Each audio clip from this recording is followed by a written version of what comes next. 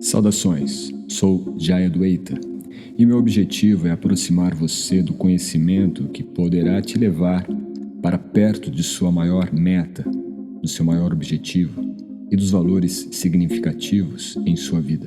E nesta nova temporada nós estudaremos o Ashtanga Yoga de Patanjali, onde falaremos em detalhes os 8 degraus do processo de yoga segundo a visão clássica dada por Patanjali. Para iniciar esta nova temporada do podcast do VVY, YogaCast, eu utilizarei o livro Ashtanga Yoga, um tratado sobre a filosofia Sankhya, um livro que foi publicado em 2012 e foi escrito por mim. Neste livro, então, eu abordo alguns temas pertinentes a este conceito dado por Kapila como Sankhya. Sankhya, então, é a metafísica do yoga, a visão metafísica da realidade, da natureza. E Patanjali, ele utilizou muito dos conceitos de Sankhya para compor a sua obra, o Yoga Sutra. E dentro do Yoga Sutra, então, nós temos a seção, principalmente no capítulo 2, no segundo pada do livro, a abordagem sobre o Ashtanga Yoga. E dentro do Ashtanga Yoga, então, nós temos 8 degraus. Asta significa 8, Anga, degraus. Então, estes 8 degraus do Ashtanga Yoga, ele divide um processo gradual de evolução e de desenvolvimento do praticante, do yogi. E a cada novo podcast aqui desta nova temporada, nós abordaremos então um tema específico, um anga específico, sendo que o primeiro e o segundo, eles possuem, yama e niyama, 5 subdivisões. Então nós teremos também, para cada uma delas, estas subdivisões. Bom, dentro de yama, o conceito de yama, ele é muito pertinente, porque ele vai abordar o aspecto de regulação, algo que para nós às vezes é um pouco caro, né? Nós nos regularmos, termos um controle, é algo que não é tão comum, não é algo tão agradável para a grande maioria das pessoas, mas é algo essencial dentro do yoga. Dentro do sistema de Ashtanga, todas as 8 etapas progressivas visam levar o praticante ao objetivo final, que é o Samadhi, que é o 8º estágio, o 8º degrau. Para isso é necessário desenvolver o controle dos sentidos, porque o processo de Ashtanga Yoga exige autocontrole do começo ao fim. Por isso mesmo o nome do primeiro degrau é Yama, que significa controle, regulação, regras regulativas que ajudam o yogi a desenvolver o autocontrole. Kapila Deva declarou no Srimad Bhagavatam, que é uma obra antiga, clássica, importante dentro da tradição védica para se entender o yoga, e isso está no terceiro volume, o terceiro canto, capítulo 27, verso 6. A tradução que ele dá aqui é a seguinte: é preciso tornar-se fiel, praticando o processo controlador do sistema de yoga e elevar-se à plataforma do serviço devocional amoroso puro, cantando e ouvindo sobre o Supremo.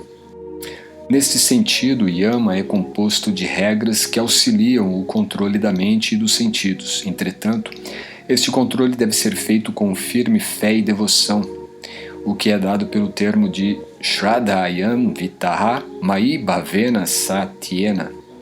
Sem esse controle inicial exercido pelo yogi que busca pela perfeição espiritual ou pela autorrealização, não há como fazer o menor progresso. E ele é facilitado através de Bhakti ou Bhavena. No Srimad Bhagavata também, no terceiro canto, capítulo 8, verso 4, Kapila Deva descreve Yama e já adianta algo sobre Niyama. E isto está traduzido da seguinte forma: deve-se praticar a não violência e a veracidade, evitar roubar e contentar-se com a posse de apenas o que seja necessário para a manutenção. Deve-se abster-se da vida sexual, praticar austeridade, ser limpo, estudar os Vedas e adorar a forma da Suprema Personalidade de Deus. Nós veremos cada um destes aspectos, desses pontos trazidos aqui por Kapila Deva no decorrer dos próximos podcasts.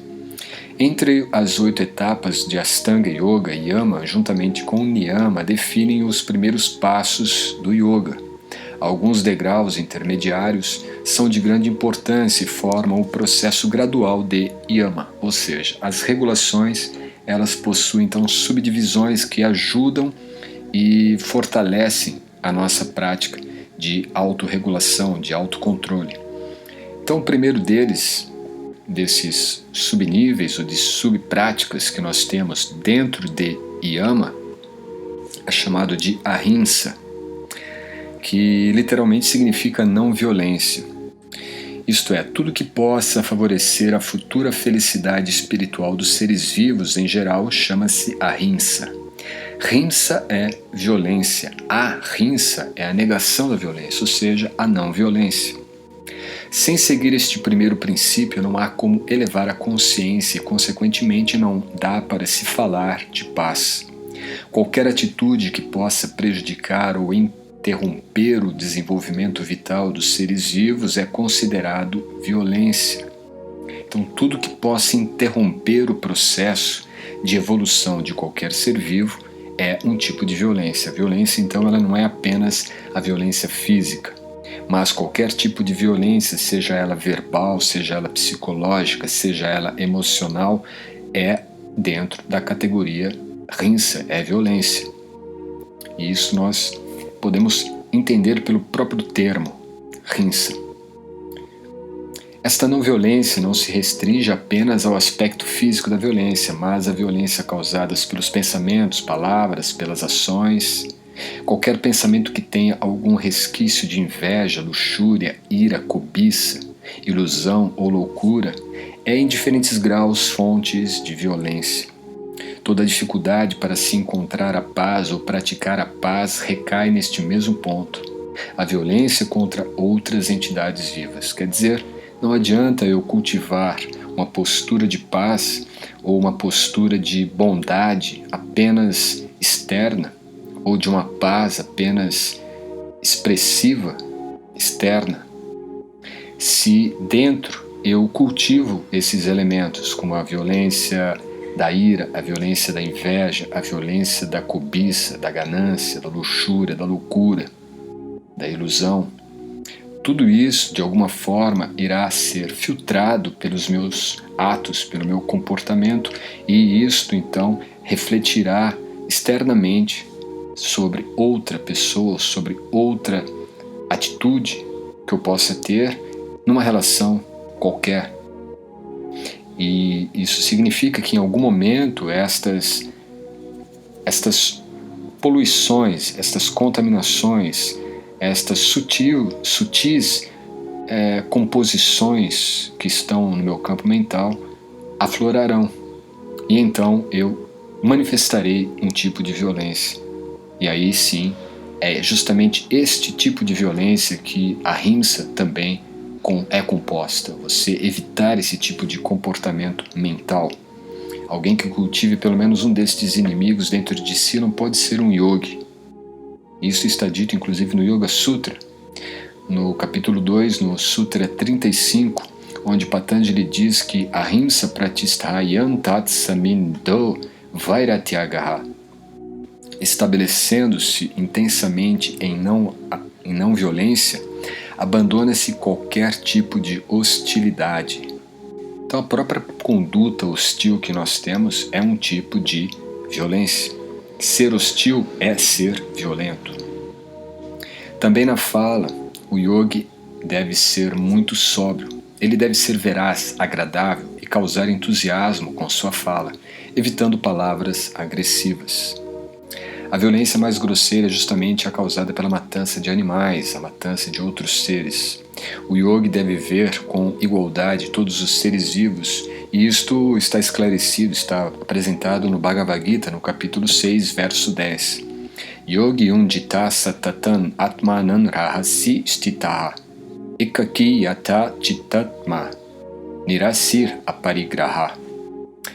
A tradução diz o seguinte: considera-se um yogi mais avançado aquele que vê os bem-querentes honestos, os benfeitores afetuosos, os neutros, os mediadores, os invejosos, os amigos e os inimigos, os piedosos e os pecadores, todos com uma mente equânime.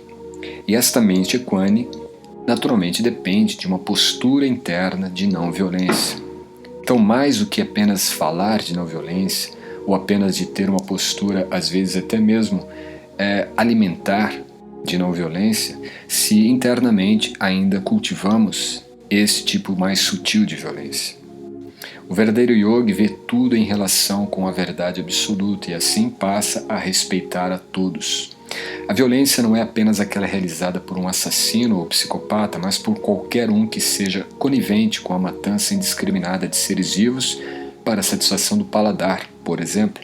Qualquer ação que cause sofrimento a outro ser vivo é uma ação violenta, tanto para o executor quanto para a vítima.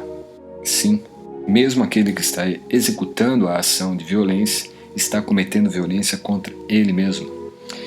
Isto no nível em que ele gera karma, no qual ele ficará preso a esse tipo de violência e, naturalmente, sofrerá uma violência como resultado da sua violência praticada. Qualquer tipo de violência é sinal de um baixo nível de consciência que impede o desenvolvimento da misericórdia e da equanimidade. O yogi está sempre atento para não causar nenhum tipo de violência contra nenhuma espécie de entidade viva. Não é por acaso que não violência aparece em primeiro lugar nos degraus de Yama. Ela é muito grosseira e está relacionada com o que há de mais degradado. A forma humana destina-se à compreensão espiritual, logo qualquer ação que não promova ou impeça este propósito na certa comete violência contra os seres humanos e demais seres vivos. Quer dizer, a postura que nós temos, se ela ultrapassa ou atrapalha a conduta de evolução, de desenvolvimento espiritual de outra pessoa ou de outro ser, isto é o que há de mais sutil e agressivo e violento na nossa postura, na nossa atitude. Quer dizer, se eu atrapalho o desenvolvimento espiritual de outros seres, eu estarei cometendo violência contra eles, por mais que eu não manifeste fisicamente esse tipo de violência. Isto é ahimsa, e não apenas uma postura de não praticar um ato agressivo fisicamente. Por isto, é muito comum de vermos pessoas manifestando verbalmente a não violência quando, na sua postura mental, na sua postura psicológica, na sua consciência, ele está cultivando algum tipo de violência que pode ser muito mais agressiva e muito mais prejudicial para o outro do que meramente uma postura agressiva física, de você, às vezes, prejudicar fisicamente a pessoa. O prejuízo maior, a maior violência é aquela que nós causamos no progresso espiritual de outros seres. Até o próximo podcast.